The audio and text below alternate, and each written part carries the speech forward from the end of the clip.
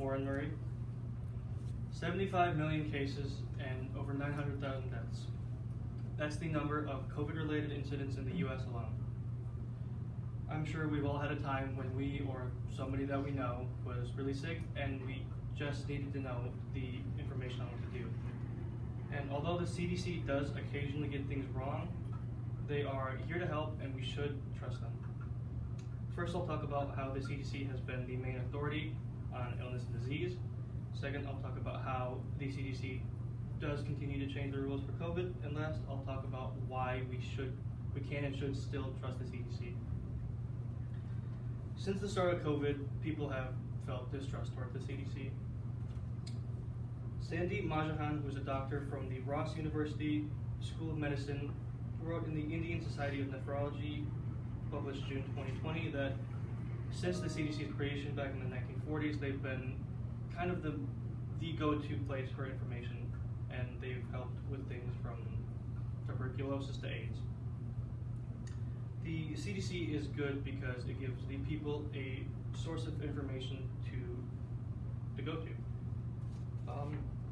Says Mero Jolene Molman, who graduated from the Vrije University of Amsterdam with a PhD, writing in the Journal of Evaluation and Clinical Practice, published September 2021.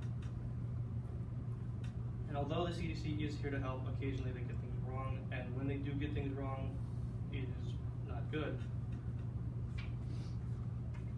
Robin Gorna, who is an Oxford graduate with a degree in women's theology with 35 years experience in global health, writes in The Lancet, published December 2020, that the people, when the CDC gets things wrong, people tend to question the credibility of the CDC.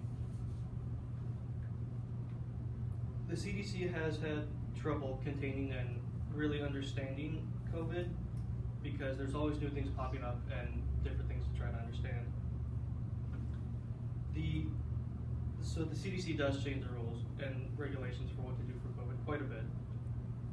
But all these changes leave most households and families really confused on what to do. And the updates tend not to think about the average home, says J.M. Moon, who earned a PhD from Maxwell University of Syracuse, writing in the Public Administration Review, published July 2020. The people have started to go to other less trustworthy sources for the COVID information, and that information usually being wrong. While people do feel distrust toward the CDC, it's important to remember that since COVID-19 is so new, everybody's learning, and there can be new things popping up daily.